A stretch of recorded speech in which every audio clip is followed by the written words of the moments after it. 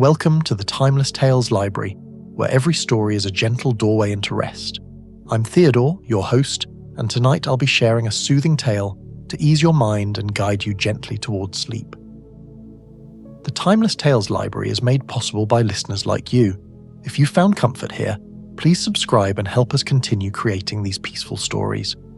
As you settle in, comment below and let me know where you are in the world tonight, and share a place you dream of a story taking you to, perhaps Paris, Rome, the Grand Canyon, or a quiet forest. Your ideas keep our little library glowing bright. This story is about a neighborhood bakery on a stormy Thanksgiving evening, where the warm glow through rain-streaked windows beckons weary travelers inside. As autumn winds howl and rain drums steadily against old glass panes, one by one, characters from beloved tales find their way to the brown butter Biscuit Cottage bakery, each seeking shelter, warmth, and the comfort of freshly baked treats.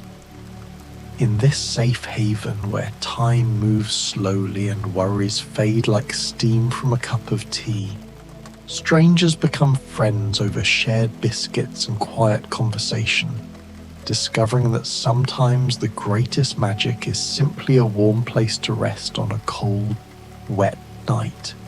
Now close your eyes and take a long, quiet breath. Tonight, your journey leads to the lantern hall in the Timeless Tales Library. Lanterns hover above every shelf, glowing with warm, colourful light. Each lantern illuminates a story, and the reflection of their glow shimmers across polished wood floors. The gentle scent of parchment and wax fills the air, soft and comforting. Sink into your bed, your cozy corner in this luminous hall. Release your hands, your shoulders, your toes. Let the gentle sway of the lantern's glow lull your body and mind into stillness. Follow the path of light along the shelves. Let each lantern's story drift into your imagination, carrying you softly into the calm of night. The Coziest rainy brown butter Biscuit Cottage bakery. A Thanksgiving Autumn Bedtime Story. The rain had begun just after twilight, starting as a whisper against the cobblestones and building steadily into something more insistent. A proper November storm that sent leaves skittering down the narrow lane and made the gas lamps flicker their warmest gold against the gathering darkness.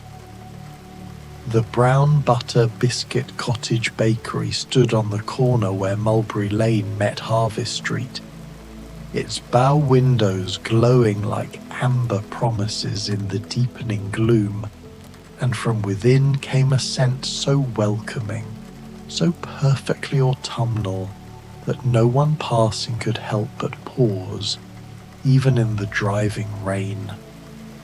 Inside the bakery was a study in comfort. The walls, painted a soft cream that had mellowed to the colour of clotted butter over the years, were lined with dark wooden shelves holding earthenware crocks and copper moulds. A large cast-iron stove dominated one corner, its surface crowded with copper pots and cast-iron skillets, and beside it stood the pride of the establishment, a magnificent brick oven with a rounded opening that glowed like a setting sun.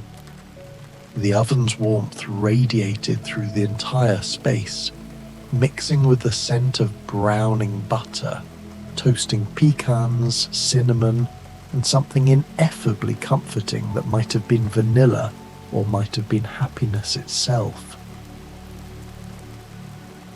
The baker worked quietly at the heavy wooden counter that ran along the back wall, hands moving with the practiced grace of someone who had kneaded 1,000 loaves and shaped 10,000 biscuits.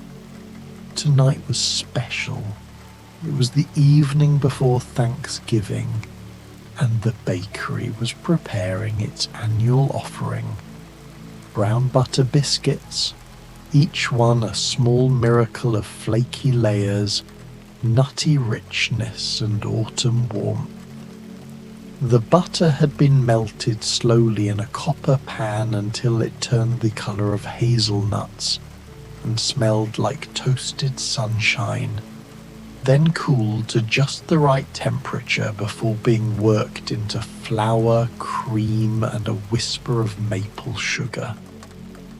Outside, the storm intensified, rain drumming against the windows in waves, and the wind sent a loose shutter somewhere down the lane into a gentle, rhythmic tapping. The baker glanced toward the door as if expecting someone, then smiled and returned to work, cutting biscuits with a round cutter and placing them carefully on a blackened baking sheet. The bell above the door chimed softly, and a gust of wind-driven rain swept in along with the first visitor of the evening. She was a young woman with dark hair plastered to her cheeks and a threadbare coat that had clearly seen better days. She carried a leather satchel bulging with papers, and her boots squelched as she stepped inside, bringing with her the scent of wet wool and autumn leaves. Her eyes were bright despite her bedraggled appearance, filled with a fierce determination that no amount of rain could dampen. "Oh," she breathed, pushing the wet hair from her face. "Oh, this is exactly what I needed." "Welcome," the baker said quietly, not turning from the biscuits. "You look like you've come a long way." "From home," the young woman said, setting down her satchel with a sigh of relief. "Well, from my sister's home, actually. I'm Joe March, and I've been writing all day. I lost track of time entirely and suddenly realized I had miles to walk and the storm had already started." She laughed, a warm sound that filled the cozy space. "I told myself I'd just dash between the raindrops, but that worked about as well as you'd expect." The baker turned then, and though shadows seemed to dance across their face in the firelight, their smile was clear and kind. "Sit by the fire, Miss March. I'll bring you something warm." Jo needed no further encouragement. She crossed to the small seating area near the stove, where several mismatched chairs with faded cushions formed a semicircle round a low table. A fire crackled in a small fireplace set into the wall, and Jo held her hands toward it gratefully, watching steam rise from her wet sleeves. The baker appeared moments later with a cup of something that smelled of apples and cinnamon, cloves and star anise, and a small plate bearing 2 brown butter biscuits still warm from the oven, their tops glazed with honey and scattered with chopped pecans. "Oh my," Jo whispered, accepting the cup and plate. "This smells like every Thanksgiving I've ever loved." She took a sip of the warm cider, feeling it spread heat through her chest, then broke open one of the biscuits.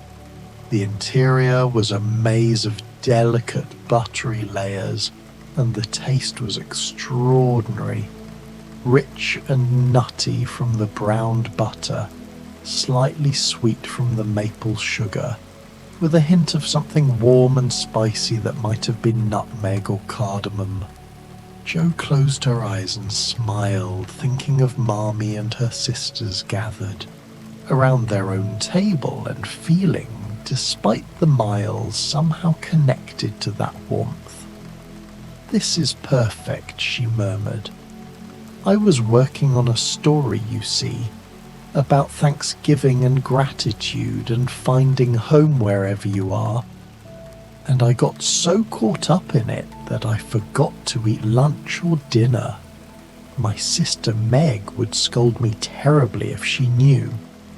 The baker chuckled softly from behind the counter. "Sisters usually do, but stories are important work." "I think so too," Joe said, taking another bite of biscuit and letting the flavors dissolve on her tongue. "Though sometimes I wonder if anyone else will." "They will," the baker said simply, and something in that quiet certainty made Joe believe it.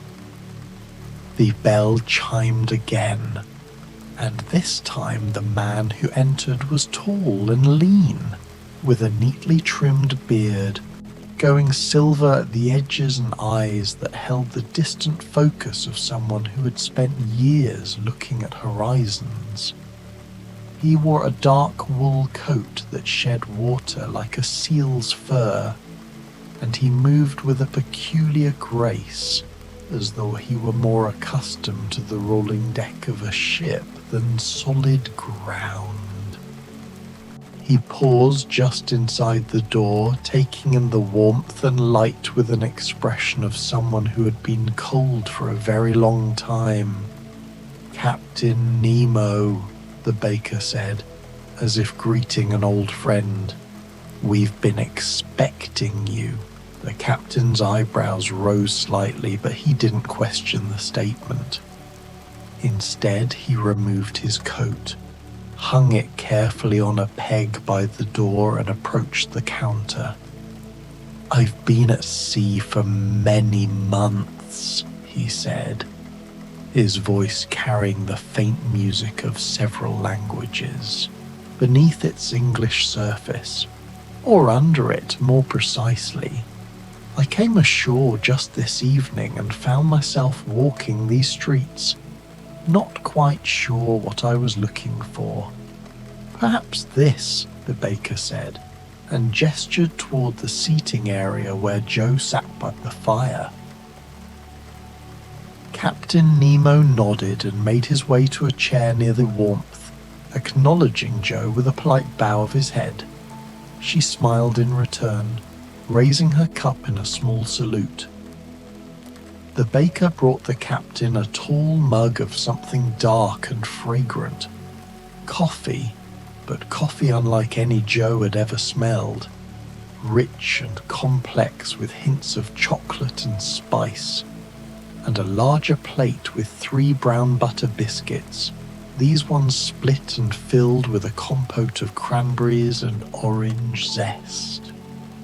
"Magnificent," the captain murmured, sampling one.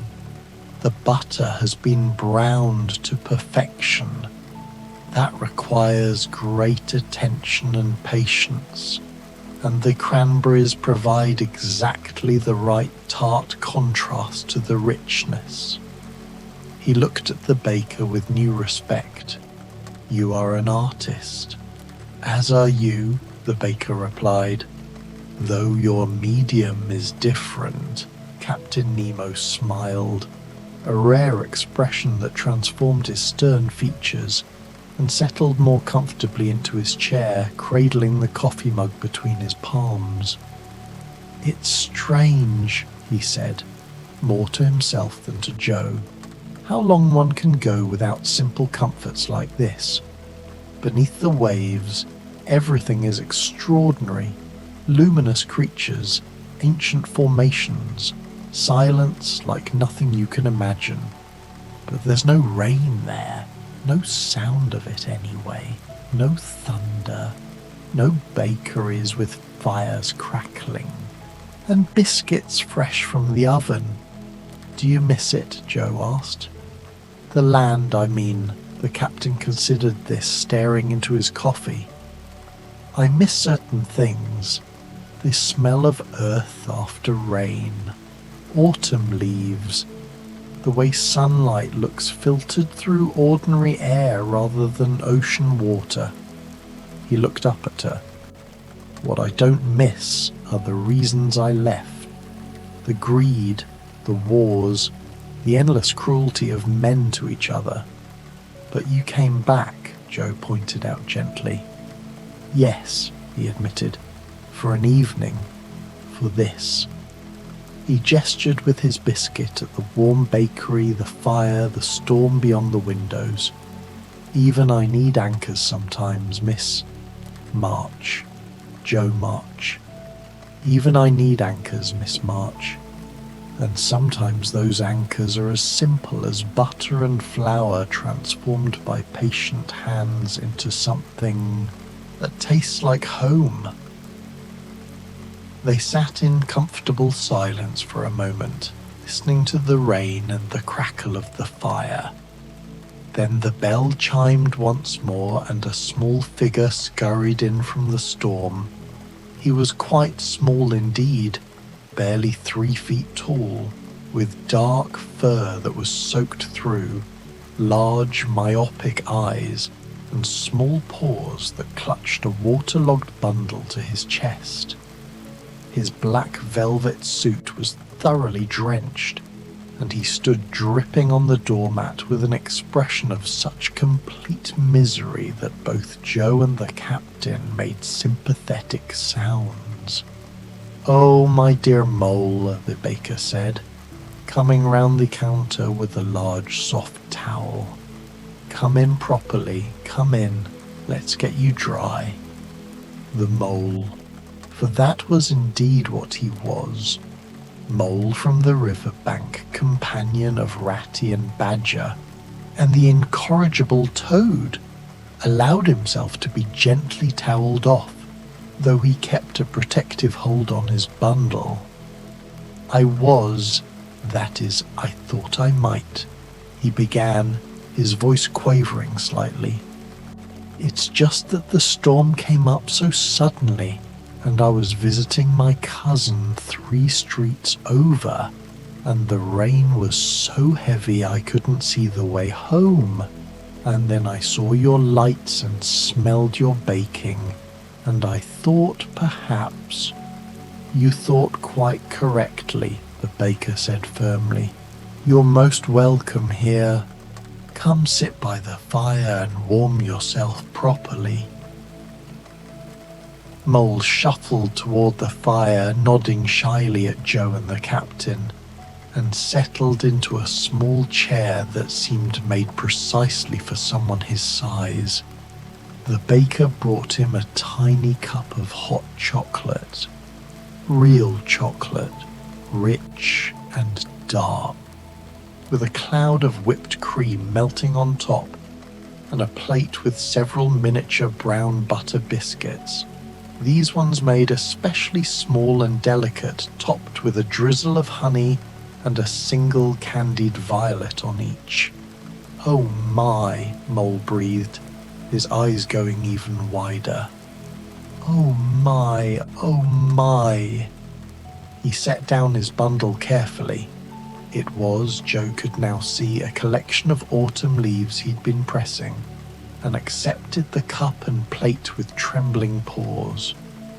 The first sip of chocolate brought colour back to his cheeks, and the first bite of biscuit seemed to restore his spirits considerably.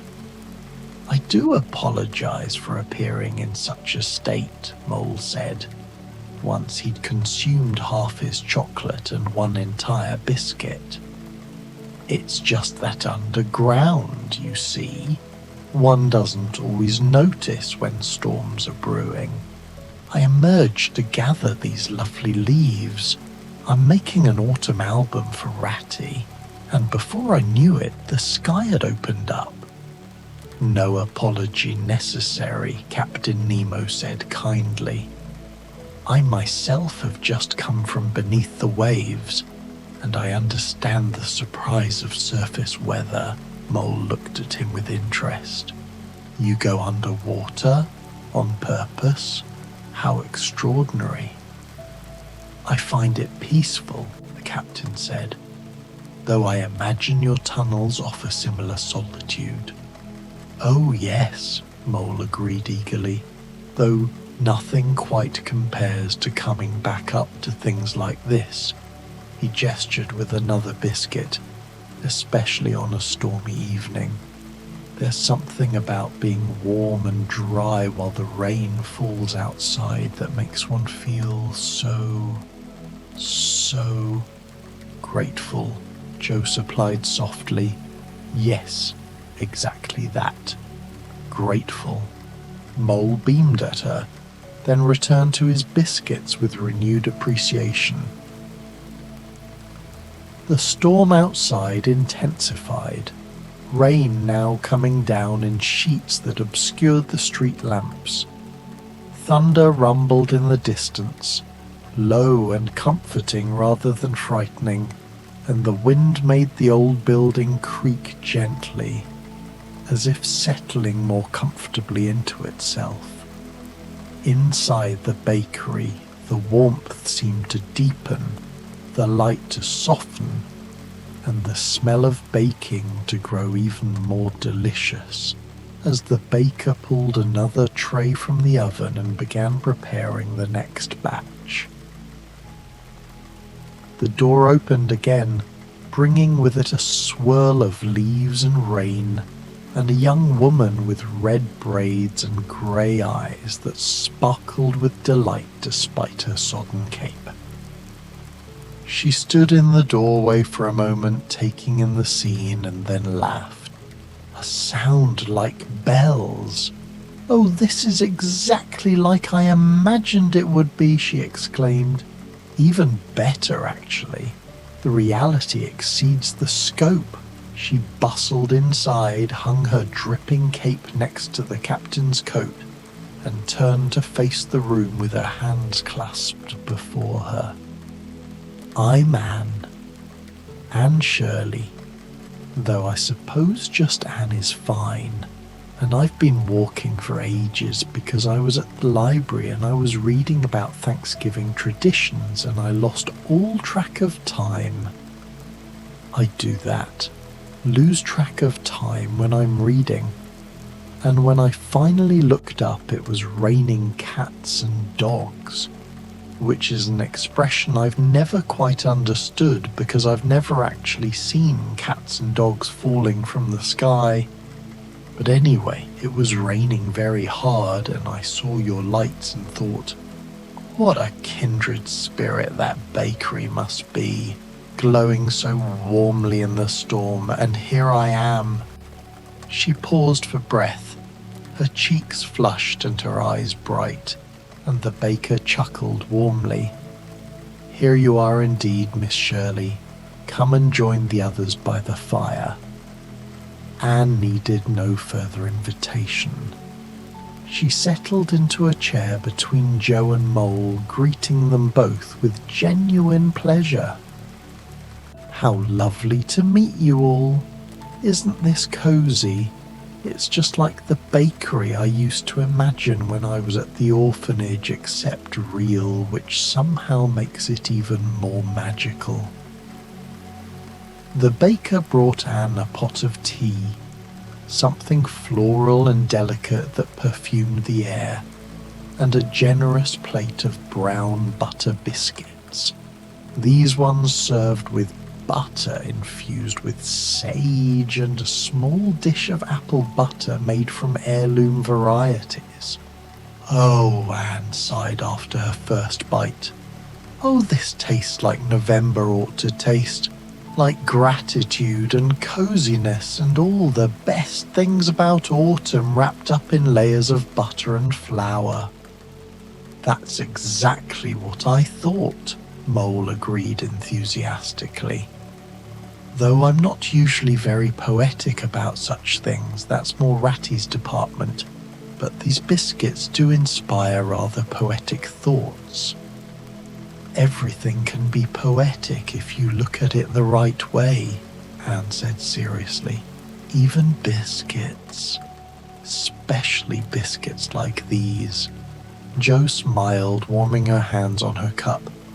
"I write stories, And I was just thinking earlier how difficult it is to describe something like this feeling of contentment, of safety from the storm.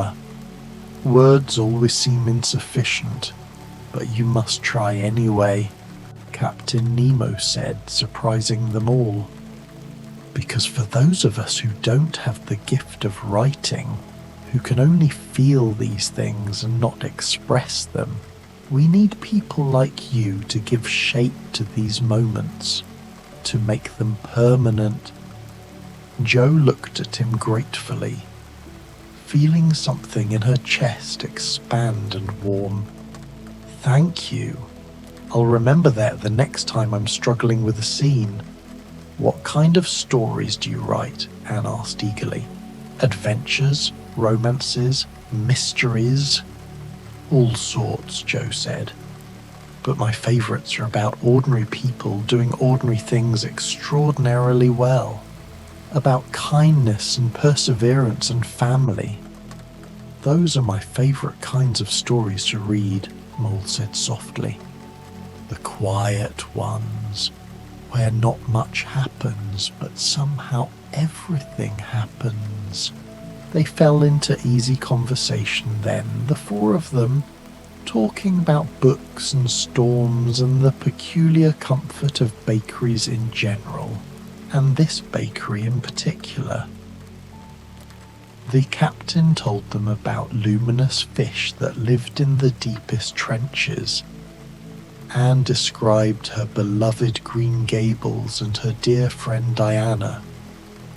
Mole spoke of spring on the riverbank and the first time Ratty had taken him out in the boat. Jo shared stories of her sisters and their theatrical productions in the attic. The baker moved quietly in the background, always seeming to appear with refilled cups or fresh biscuits precisely when someone's plate was empty, and the fire crackled steadily, and the rain continued its soothing percussion against the windows. The bell chimed again, and this time the man who entered was immediately striking, not for flamboyance, but for the opposite.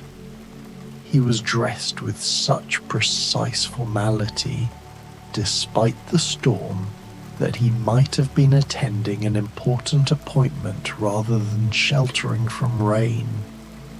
His suit was impeccably tailored, his shoes polished to a high shine despite the puddles, and his expression was one of mild perplexity, as though he couldn't quite determine how he'd arrived at this particular destination. "Good evening," he said, consulting a pocket watch he'd withdrawn from his vest. "I appear to be off schedule, most unusual."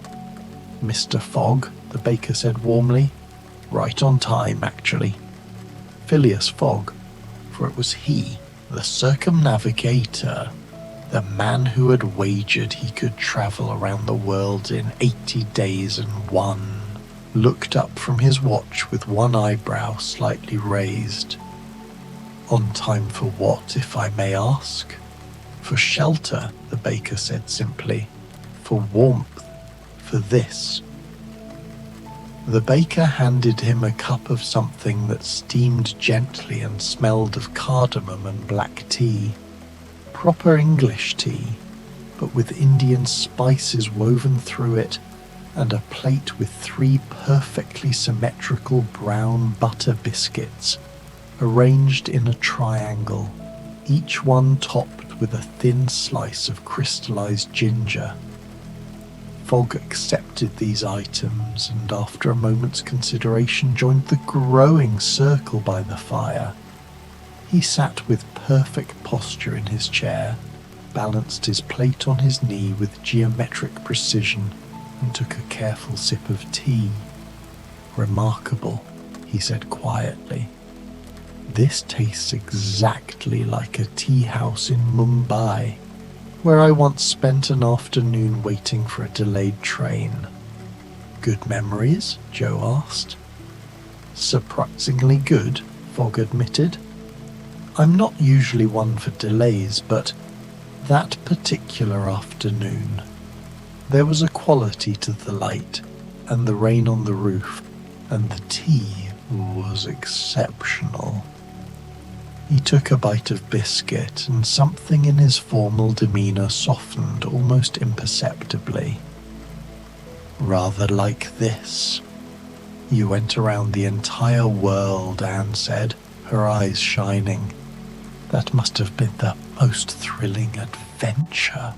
It was, Fogg paused, considering, efficient, though I suppose there were moments of unexpected interest. His lips quirked in what might have been the beginning of a smile. "My companion Passepartout would insist they were adventures. I maintained they were merely the successful navigation of logistical challenges." Captain Nemo made a sound that might have been a laugh. "I too have travelled the world, Mr. Fogg, though my path was entirely aquatic. Tell me, in all your journeying, did you find any place as perfectly situated for a stormy evening as this?" Fogg took another sip of tea, considering the question with the same seriousness he likely applied to calculating train schedules. "I cannot say that I did, though I confess I was often too focused on my itinerary to properly evaluate the comfort of various establishments." "That's rather sad," Anne said impulsively, then blushed. "I'm sorry. I didn't mean to be rude, but it seems sad to go all that way and not notice the lovely small things along the way." "Not rude at all, miss? Shirley. Anne Shirley. Not rude at all, Miss Shirley. In fact, you're quite right. It's something I've been reconsidering. Since returning home, I find myself paying more attention to the quality of morning light, the taste of a particularly good cup of tea, the sound of rain." He glanced around the warm bakery. "The comfort of places like this." "Character development," Joe murmured approvingly, and when Fogg looked at her questioningly, she smiled. "Sorry, occupational hazard. I think in terms of story arcs, you've just described a beautiful character arc, from efficiency above all else to appreciation of small moments." "I suppose I have," Fogg said, and this time the smile definitely reached his eyes. They talked on, this unlikely gathering of travellers and dreamers, as the storm outside reached its peak and then began, almost imperceptibly, to ease. The baker moved among them like a benevolent spirit, refilling cups and bringing out new variations of the brown butter biscuits, some with orange zest and dark chocolate, others with rosemary and sea salt, still others with cinnamon sugar and toasted walnuts, and each person found that the next biscuit was always exactly what they hadn't known they wanted. The door opened once more, so softly that at first no one noticed. The girl who slipped inside was small and thin, with tangled fair hair, and a dress that was more patches than original fabric. She stood uncertainly near the entrance, shivering, her hands clasped before her as though she were holding something invisible and precious. The baker looked up immediately and crossed to her with a gentle smile. "Come in, little one. You're safe here." The girl and Joe recognized her with a sudden ache in her chest. Recognized her from a story that always made her cry.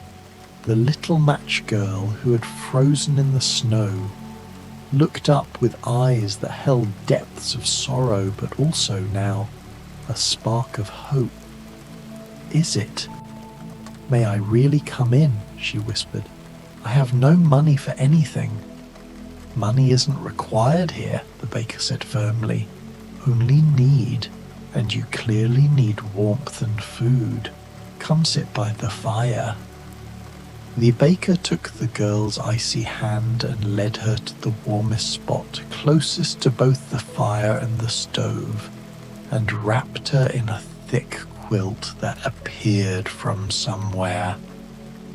The others shifted their chairs to make a space, welcoming her into their circle with soft smiles and kind words. Mole, with instinctive compassion, moved his chair even closer to hers. "You're quite frozen, my dear. Here, share my chocolate. It's still warm." The girl accepted with trembling hands, and her first sip brought tears to her eyes. Not of sadness, but of relief so profound it was overwhelming. The baker brought her a plate piled high with biscuits and a bowl of warm soup that smelled of herbs and comfort, and the girl ate slowly, savoring each bite as though it were miraculous. "What's your name, dear?" Anne asked gently. The girl hesitated, then whispered, I'm not sure anyone ever really asked. People just called me the little match girl." "Then we shall call you whatever you'd like to be called," Joe said firmly. "You can choose." The girl thought about this, wonder spreading across her thin face. "I always liked the name Sarah, from a story I heard once." "Sarah it is then," Captain Nemo said with grave courtesy. "I'm very pleased to meet you, Miss Sarah."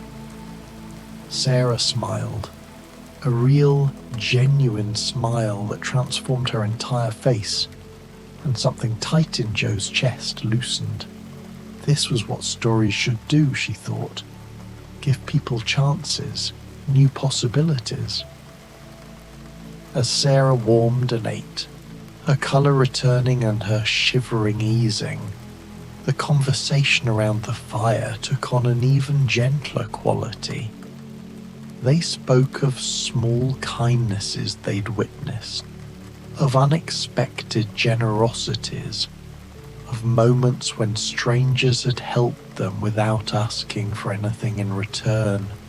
The baker brought out more treats as the evening deepened: butter tarts with maple filling, small pumpkin cakes dusted with cinnamon, and finally, as the rain softened to a gentle whisper against the windows, a large pan of brown butter biscuit bread pudding, still warm from the oven, studded with cranberries and pecans and served with a sauce of bourbon and vanilla.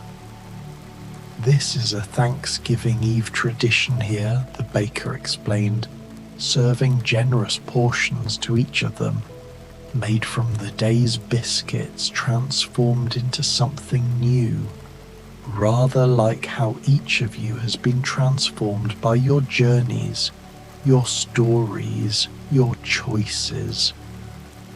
They ate the bread pudding slowly, reverently, and it was perhaps the most delicious thing any of them had ever tasted. Familiar and novel at once, comforting and surprising, the flavors deepening and developing with each bite. The door opened one last time, and the woman who entered seemed to bring starlight with her despite the rain. She was draped in silks of midnight blue and deep purple, with dark eyes that held centuries of stories, and a smile that suggested she knew secrets that would take 1,000 nights to tell. "Scheherazade," the baker said, bowing slightly. "Welcome." "I smelled stories here," Scheherazade said in a voice like honey and smoke. "And where there are stories, I am drawn inevitably." like moths to flame or travellers to warm lights in storms. She joined them by the fire, and the baker brought her a small cup of coffee thick as dreams and a plate of biscuits unlike any they'd seen yet. These ones were marked with intricate patterns pressed into their tops, decorated with edible gold leaf and rose water, and served with a side of honey infused with saffron. "How perfect," Scheherazade murmured. "The marriage of East and West in a single biscuit." She ate delicately, and when she'd finished, she looked around at the gathered company. This eclectic collection of characters from different stories, different worlds, brought together by rain and warmth and the magic of a bakery that existed slightly outside ordinary time. "Shall I tell you all a story?" she asked. "It's what I do, after all. Tell stories to preserve life, to create a meaning, to connect one moment to the next." "Please," Anne breathed, and the others nodded eagerly. So Scheherazade began to speak, her voice weaving a tale of a different bakery in a different time, where a different group of travellers had gathered on a different stormy night, and how they had found in each other's company and in simple shared food a reminder that no one need ever be truly alone, that there was always warmth to be found if one knew where to look, that stories and kindness and brown butter biscuits could make even the darkest night bearable. Her story wound through the listening group like a warm current, and outside the rain finally stopped, leaving only the gentle drip of water from eaves and the occasional rumble of distant thunder. The storm was passing, moving on to other neighborhoods, other cities, leaving behind washed streets and clean air, and the particular clarity that comes after rain. When Scheherazade finished her story, they all sat in silence for a moment, watching the fire burn low and feeling deeply, completely at peace. "I should return home," Mole said eventually, though he made no move to rise. "Ratty will worry." "I have a ship waiting," Captain Nemo added, also not moving. "Green Gables expects me," Anne said dreamily. "My sister will wonder where I am," Joe murmured. But none of them moved, not yet, and the baker smiled and brought out one final round of brown butter biscuits, these ones still warm, unadorned, perfect in their simplicity, and placed them on the low table where everyone could reach. "For the journey," the baker said softly, "wherever it takes you." They each took one, wrapping them carefully in napkins the baker provided. Sarah took two, and when she looked uncertain, the baker nodded encouragingly. "One for now, one for later. Always good to have something for later." Slowly, reluctantly, the gathering began to dissolve. Mole collected his pressed leaves, now dry thanks to the fire's warmth. Captain Nemo donned his coat, which had somehow dried completely. Anne retrieved her cape. Fogg consulted his watch and nodded with satisfaction at some private calculation. Jo gathered her satchel of papers. Sarah wrapped herself in a shawl the baker insisted she keep. Scheherazade arranged her silks and smiled mysteriously. At the door, they paused, this unlikely company, and looked back at the warm bakery and the baker, who stood behind the counter, already beginning preparations for tomorrow's Thanksgiving baking. "Thank you," Jo said, and her simple words seemed to speak for all of them. The baker looked up and smiled. "Thank you for sheltering here. A bakery is only fully alive when it's full of people sharing food and stories." "Will we see each other again?" Anne asked hopefully. "If you need to," the baker said enigmatically. "The Brown Butter Biscuit Cottage Bakery has a way of being exactly where it needs to be, exactly when it needs to be there."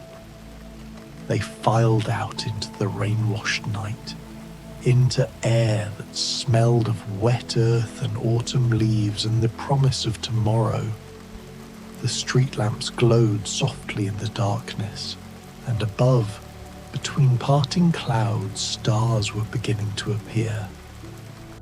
One by one, they went their separate ways. Mole toward his underground home, Captain Nemo toward the distant harbour, Annie toward Green Gables, Jo toward her sister's house, Fogg toward wherever precisely calculated destinations awaited him, Scheherazade toward whatever stories called to her next. Sarah stood longest, looking back at the warm lights of the bakery, clutching her 2 biscuits and her new shawl. Then, with a smile that would have melted anyone's heart, she too turned and walked into the night. But this time she was walking towards something, not just away. Toward a future that might hold more warm bakeries, more kind faces, more evenings when strangers became friends over shared food and shelter from storms.